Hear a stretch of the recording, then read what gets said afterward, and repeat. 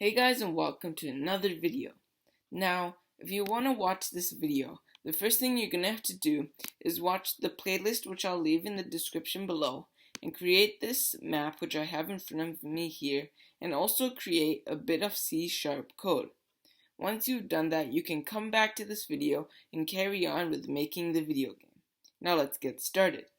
In this video, the main thing we're going to be doing is making the camera follow the player as it moves in the game. So the first thing that you can do is you can drag the main camera and put it into player. And then the camera becomes sort of like a child of player. Now if you start the game, this is what happens.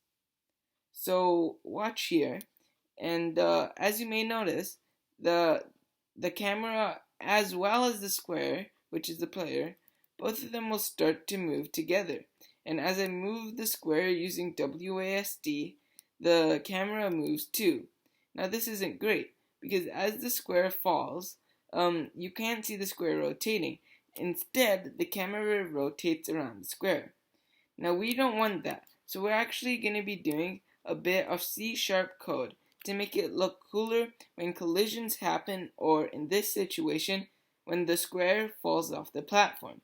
So we're going to come out of play mode, and we're going to take the main camera out of player, and we're going to go here, click add component, click new script, and then we're going to call this camera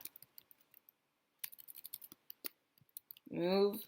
And then you're going to click enter, and it appears right here. Now you can double click on it just to open it up. I have Visual Studio Code, so it automatically opens up in that. Now the first thing we're going to do is we're going to delete these first two lines of code. And we're also going to delete this void start right there, just to make things more simple.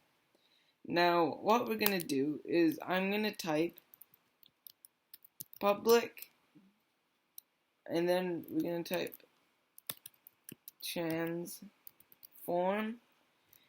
and then space, and then we're going to type player, and then we're going to put a semicolon.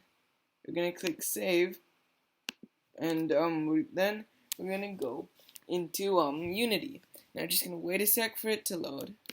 But when I click main camera and we go down here where it says camera movement, which is the script, we realize that now there's a player. Now what we're going to do is we're going to take our actual player, and we're just going to simply drag it in to that area over here. So now it says player. So now what I'm going to do is I'm going to go back into the code that we had. I'm going to type transform.player. Not transform.player, my bad. Transform.position. And then we're going to put an equal sign, and then say player position. Then I'm going to put a semicolon, Command S to save, and then we're going to go back into Unity, and I'm going to click on it and just wait for it to load.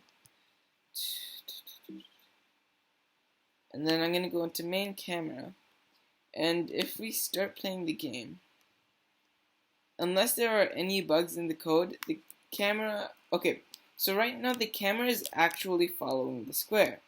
The only thing is, the camera is actually located currently in the middle of the square. So you know in like first person shooter games where you're the person shooting, and like this is the front view, and then you can see everybody in front of you. This is what they would do to do that.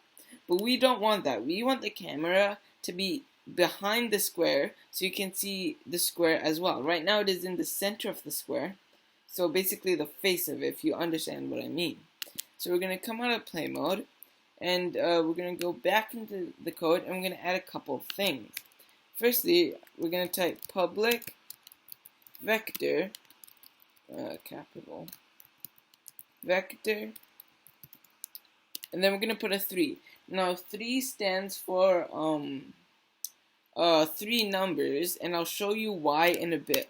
And then we're going to type offset, and then another semicolon.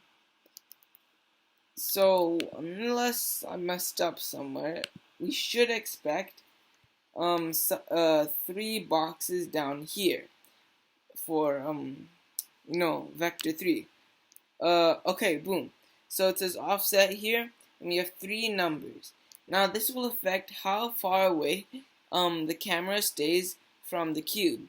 Now we want the camera to be centered, so we won't change X, but we'll turn Y into 1 for how high it is above the square. And for Z, let's just put it -5, so that's how far behind the square it will be. Now, once we've done that, we're going to go into the code. Now, and right here, I'm actually going to put an addition sign and put offset. And now that once we've done that, Command S to save again. We're going to go into the game. It's loading again. I hate this. Pain. But in here, we got everything here. This is all saved. And now, technically, when we press this, the camera should follow this. Boom. So right now, the camera is actually right behind you. Now, once it falls off, we can actually see the square rotating, which is much cooler.